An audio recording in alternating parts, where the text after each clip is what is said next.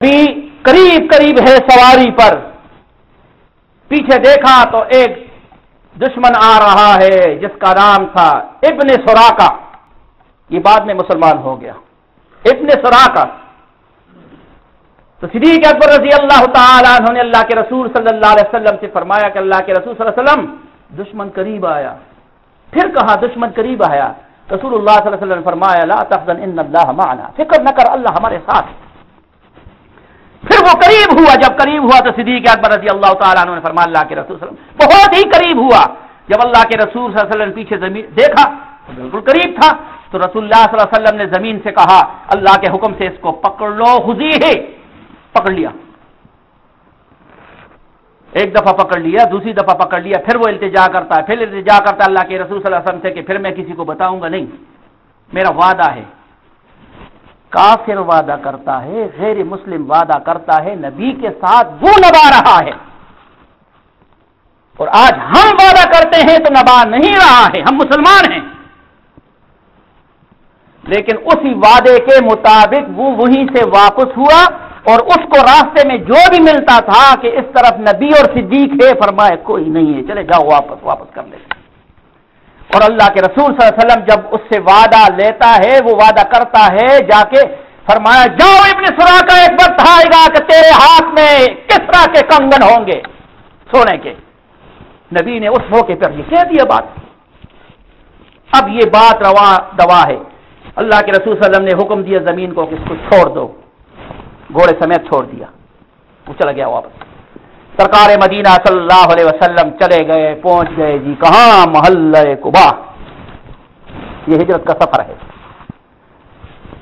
محلہ قباء میں اللہ کے رسول صلی اللہ علیہ وسلم نے اس مسجد کا بنیاد رکھا جس کا ذکر قرآن میں ہے، لمسجد اسس علی التقوی اول من یوم احق ان تقوم فیہ۔ اللہ کے رسول صلی اللہ علیہ وسلم نے خود پتھر اٹھائے، اس میں خود کام کیا اپنے ہاتھوں سے۔ ہمیں تو شرم آتا ہے کہ مسجد میں جھاڑو بھی نہ مارے، اللہ کے رسول تو گھر میں بھی جھاڑو مار رہے تھے۔ وہ بڑے خوش نصیب ہے کہ اللہ کے گھر کے نگران بن جائیں، اللہ کے گھر کا خیال کرتے ہیں، اللہ کے گھر کی دیواروں پر پتھر رکھتے ہیں۔ اللہ کے رسول صلی اللہ علیہ وسلم نے بھی پتھر رکھے ہیں، اسی مسجد کو بنایا، اور یہاں مدینے والے اسی انتظار میں ہیں کہ اللہ کے رسول صلی اللہ علیہ وسلم آئیں گے۔ مکے سے چلے ہیں، گرمیوں کا موسم ہے، صبح سویرے لوگ چھتوں پہ چڑھ جاتے ہیں، پھر نیچے آتے ہیں، پھر چڑھتے ہیں، پھر نیچے آتے ہیں۔ کس طرف سے آئیں گے؟ جس طرف سے بھی گرد غبار نظر آتا ہے، ہو سکتا ہے کہ اللہ کے رسول صلی اللہ علیہ وسلم اس طرف سے آئے۔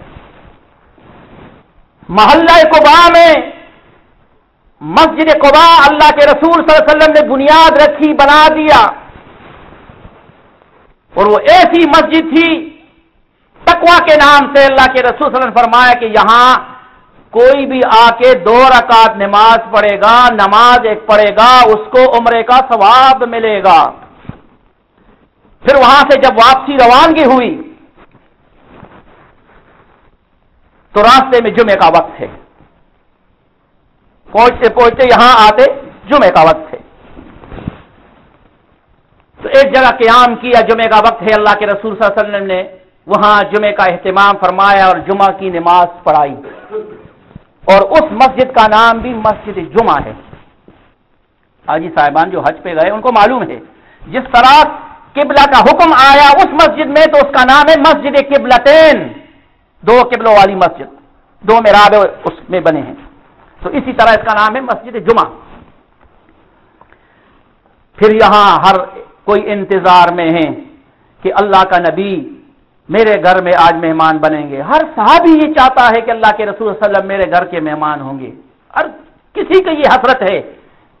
یہاں بھی اللہ والوں کے لیے بڑے حسرتیں لوگ دلوں میں رکھتے ہیں کہ آج ہمارے گھر میں پاس آ جائے، ہمارے مہمان بن جائے۔ ہماری بڑی خوش قسمتی ہے کہ یہ نبی کا وارث ہے، عالم ہے، قاری ہے، فاضل ہے، ہمارے گھر کے مہمان بن جائے، ہم اس کی خدمت کریں۔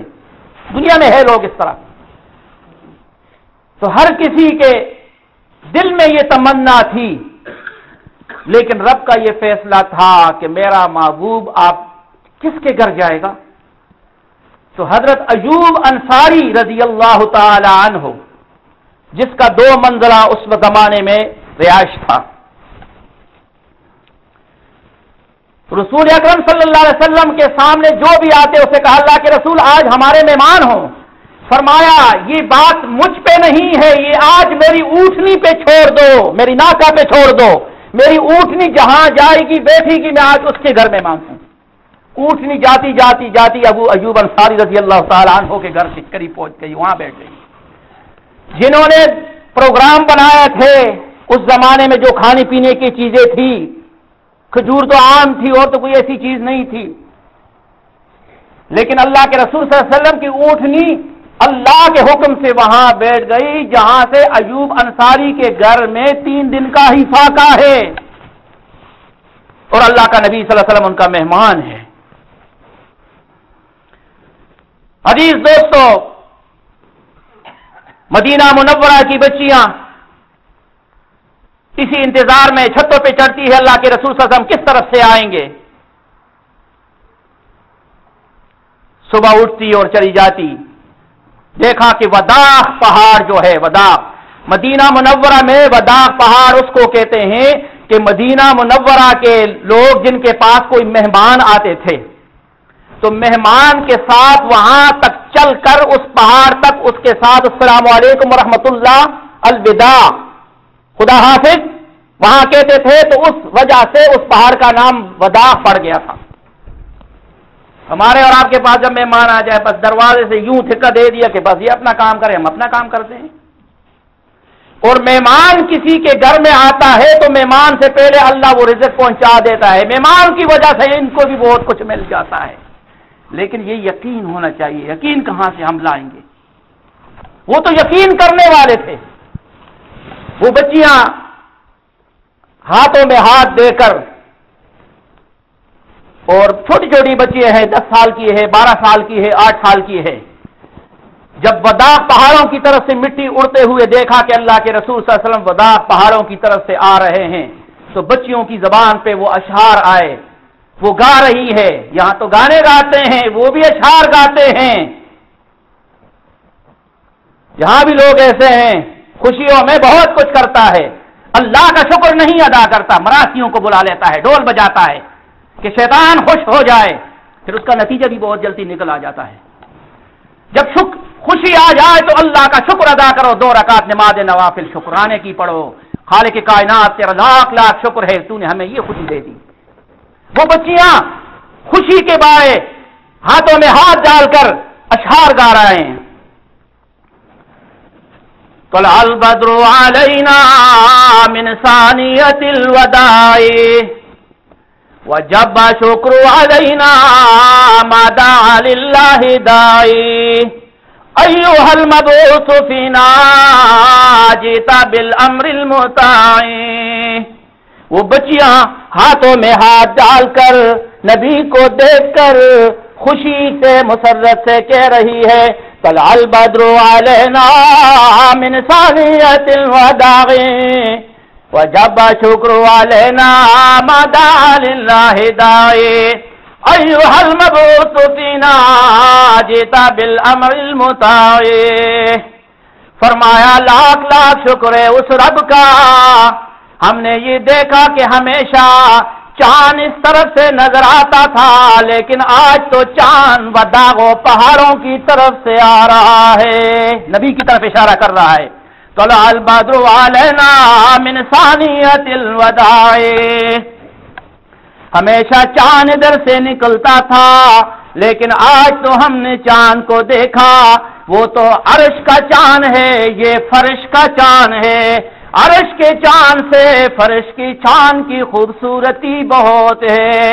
طلع البدر علینا من ثانیۃ الوداع وجب شکر علینا ما دعا للہ داعی ایھا المبعوث فینا جئت بالامر المطاع۔ اب ہم پر لازم ہے کہ ہم اس اللہ کا شکر ادا کریں جس اللہ نے نبی کو ہمارے پاس بھیج دیا۔ یہ خوشی کے گا رہے ہیں۔ سرکار دو عالم صلی اللہ علیہ وسلم ایوب انصاری رضی اللہ تعالیٰ عنہ کے گھر میں قیام ہے. ایوب انصاری رضی اللہ تعالیٰ عنہ نے اللہ کے رسول صلی اللہ علیہ وسلم سے فرمایا، اللہ کے رسول اوپر منزل میں آپ رہیں، نیچے ہم ہوں گے. سرکار مدینہ صلی اللہ علیہ وسلم نے فرمایا، نہیں ایوب انصاری، اوپر آپ رہیں، میں نیچے رہوں گا، اس لیے لوگ میرے پاس ملنے آئیں گے، آپ کو بڑی تکلیف ہوگی. فرمایا اللہ کے رسول صلی اللہ علیہ وسلم، یہ کیسے ہو سکتا ہے کہ نبی نیچے ہو ایوب اوپر ہو؟ فرمایا یہ بات تو سچ ہے، لیکن اتباع یہ ہے کہ میں حکم دے رہا ہوں، حکم کی تعمیل ہی نام اسلام ہے. ایوب انصاری رضی اللہ تعالیٰ عنہ نے فرمایا سردی کا موسم تھا، پھر وہ سردی کے موسم شروع ہوئے مدینہ میں. ہمارے پاس ایک ہی لیاف تھا، اوپر مٹکا تھا پانی کا، وہ ٹوٹ گیا. وہ ہم نے اپنا لیاف سارا اس مٹکے کے پانی کے اوپر رکھا، جذب کیا کہ کہیں پانی نیچے نہ گرے، اللہ کے رسول کو کہیں تکلیف پہنچے. اتنے اتباع کرنے والے تھے ایوب انصاری رضی اللہ تعالیٰ عنہ. اللہ پاک نے اتنا بڑا مقام مرتبہ دیا، دین کے لیے چن لیا، دعوت و تبلیغ کے نسبت سے چلا. آج بھی ایوب انصاری نے مدینہ میں مکان تھا، رہائش تھا، بچے تھے، لیکن جا کے دیکھو قبر اس کا فلسطین کی طرف ہے. دعوت کے کام سے گیا، وہیں موت آئی، وہیں قبر بنا. مدینہ منورہ پہنچ کر اللہ کے رسول صلی اللہ علیہ وسلم نے فرمایا اب یہاں بھی ایک مسجد کی تعمیر کرنی ہے. انما یعمر مساجد اللہ من آمن باللہ والیوم الآخر. مسجدوں کو آباد کرنے والے وہ ہیں جو اللہ پر اور اللہ کے رسول پر اور قیامت کے دن پر ایمان رکھنے والے ہیں. فرمایا سب سے بڑا دشمن کون ہے؟ سب سے بڑا دشمن وہ ہے ومن اظلم ممن منع مساجد اللہ ان یذکر فیہا اسمہ وسعی فی خرابها. سب سے بڑا دشمن ظالم وہ ہے جو اللہ کے گھر میں خرابیاں پیدا کرے، اس کو آبادی کو بربادی میں بدلنے کی کوشش کرے. قرآن نے کہا سب سے بڑا ظالم وہ ہے، اور سب سے بڑا اچھا شخص وہ ہے جو اللہ کے گھر کو آباد کرنے والے ہیں. سرکار مدینہ صلی اللہ علیہ وسلم نے پوچھا کھجور سکھانے کے لیے جس زمین پر بچھائی گئی رکھی تھی، فرمایا یہ زمین کس کی ہے؟ فرمایا یہ دو بچے ہیں یتیم، سہل اور سہیل اس کا نام ہے. یہ دو بچے ہیں یتیم، سہل اور سہیل اس کا نام ہے. اللہ کے رسول صلی اللہ علیہ وسلم نے فرمایا بچوں تم یتیم ہو، یہ زمین آپ کی ملکیت میں. فرمایا اللہ کے رسول میری ملکیت میں ہے. اللہ کے رسول نے فرمایا کتنا پیسہ چاہیے دے دوں؟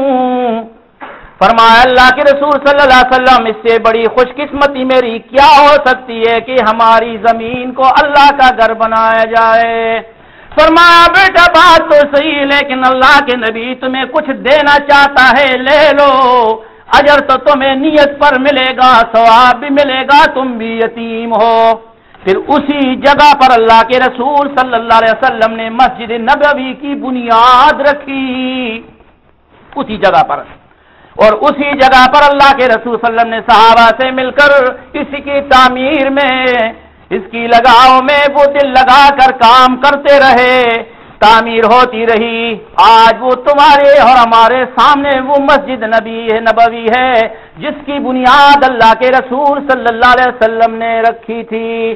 ایک نماز جماعت سے پڑھو 50,000 نمازوں کا ثواب ملے گا. وہ بھی خوش قسمت ہے جس کی زمین مسجد کی ملکیت بنی، وہ بھی خوش قسمت ہے جس کا مال اور دولت اللہ کے گھر کی طرف لٹایا جائے. وہ مال ہمیشہ اس میں برکت رہتی ہے، اس میں اضافہ ہوتی ہے. اللہ اس کے مال کو قبول کرنے کے لیے بڑی سی بڑی نشانی ہے کہ اچھی جگہ کی طرف چلا جاتا ہے. کبھی دین مدارس کی طرف چلا جاتا ہے، کبھی اللہ کی گھر کی طرف چلا جاتا ہے. فرمایا دیکھنے میں تو ہزاروں روپے ہیں، لیکن حقیقت میں دیکھا جائے تو کوئی کمی نہیں ہوتی، اللہ ان کو اس سے اور زیادہ دے دیتا ہے۔ اللہ پاک کا حکم ہے کہ میرے راہ میں تم دو گے، کبھی فرمایا من ذا الذی یقرض اللہ قرضا حسنا، یہودیوں نے کہا وہ قرضے مانگتا ہے، اللہ کے رسول اللہ صلی اللہ علیہ وسلم سے کہا وہ تو قرضے مانگتے ہیں، فرمائے نہیں، من جاء بالحسنۃ فلہ عشر امثالھا، اللہ کے راہ میں 1 روپے دینے والے کو ثواب 10 میں ملے گا۔ دوسری جگہ پر فرمایا فیضاعف لہ اضعافا کثیرا، فرمایا اللہ کی راہ میں تم گن گن کے دو، اللہ ان گن کے ثواب دے گا، تم گن گن کے دے دو۔ فیضاعف لہ اضعافا کثیرا، تم گن گن کے دو، اللہ ان گن کے دے گا۔ مسجد نبوی تعمیر ہوئی، چھوٹی سی مسجد بن گئی، اللہ کے رسول صلی اللہ علیہ وسلم نے اس کے اوپر کھجوروں کی ٹہنی کے چھت لگا دیے، اور ایک تھم تھا کھجور کا جس کے ساتھ رسول اللہ صلی اللہ علیہ وسلم کھڑے ہو کر خطبہ ارشاد فرمایا کرتے تھے۔ یہ ہاتھ میں پکڑتے ہیں نا، اس طرف آتا ہوں۔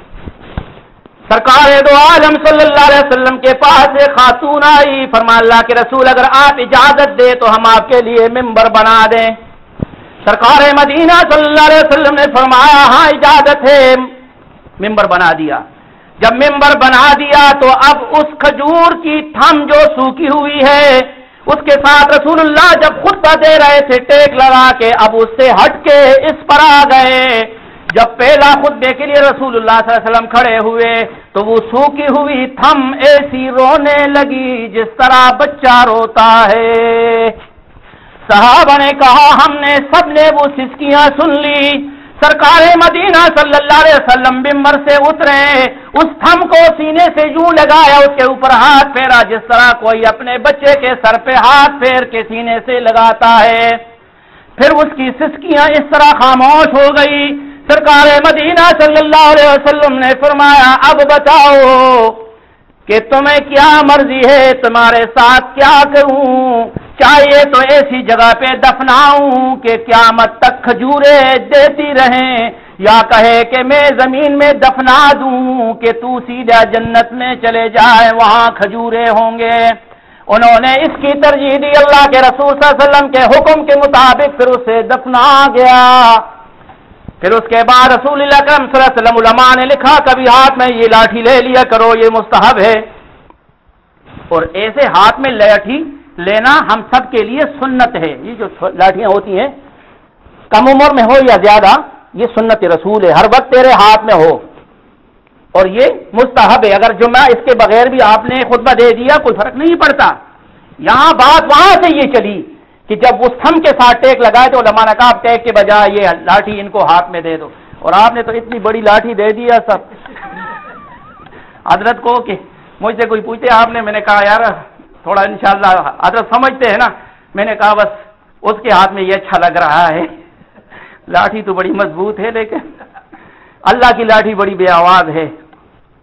اللہ تبارک و تعالیٰ یہ عمل بھی قبول فرمائے، ایک عشق ہے، دل کی حسرت ہے، اللہ قبول فرمائے۔ عزیز دوستو، اللہ کے رسول صلی اللہ علیہ وسلم نے مسجد نبوی بنائی چھوٹی جیسی، پھر جب اس کی توسیع کے لیے ضرورت پڑی تو رسول اکرم صلی اللہ علیہ وسلم نے ایک اعلان کیا صحابہ کی جماعت میں، فرمایا کہ تم میں سے کون ہے کہ جنت خریدنا چاہتا ہے، میدان میں آ جاؤ۔ وہ تو سب میدان میں آنے والے تھے لیکن سب سے پہلے عثمان ابن عفان رضی اللہ تعالیٰ عنہ کھڑے ہوئے، فرمایا اللہ کے رسول صلی اللہ علیہ وسلم جتنی زمین چاہیے مسجد کے لیے لے لو، خرچہ عثمان دے گا۔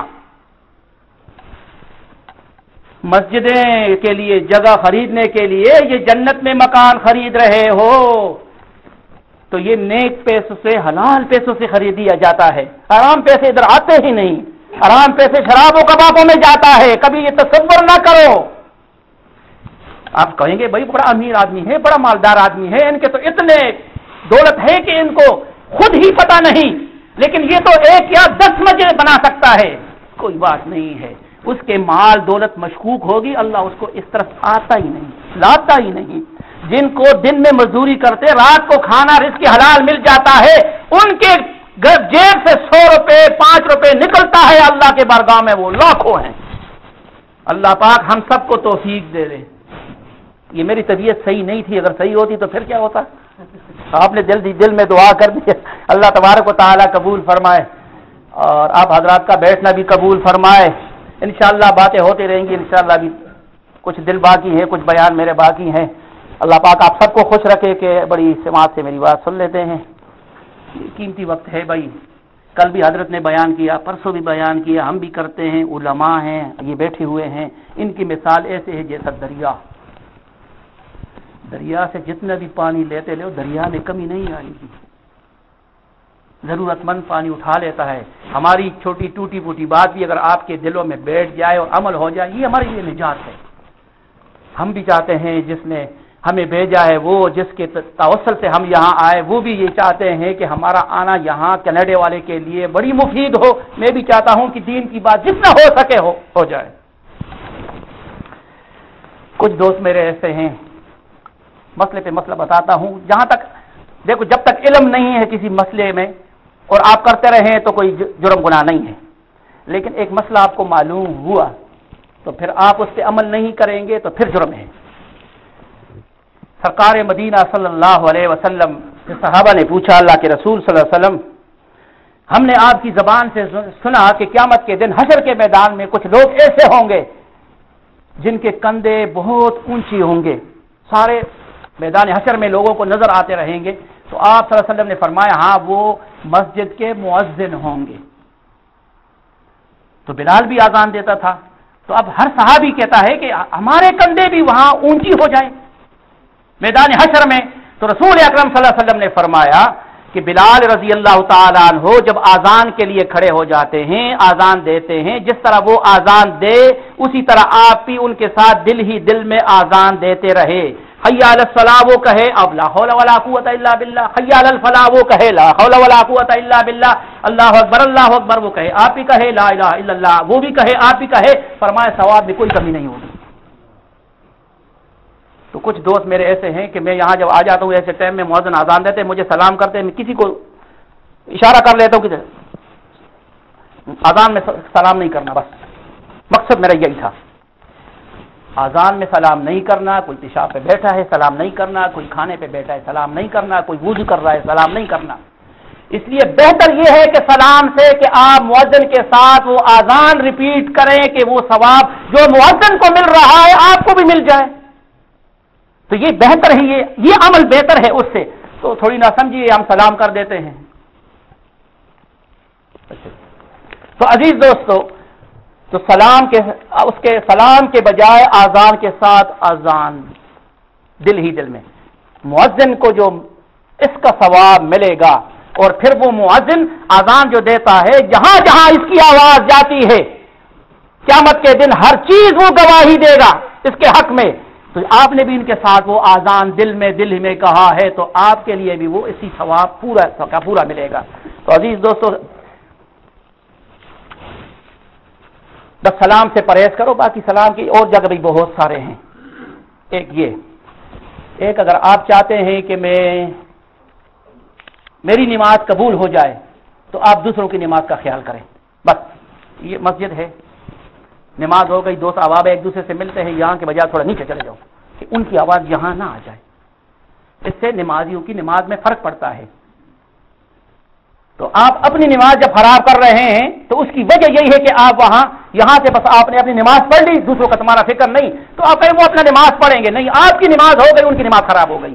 तो इसमें मेरे अजीज दोस्त भाई, वहाँ हमारा एक लाइब्रेरी इन दोस्तों ने बनाया, अल्लाह इनको खुश रखे।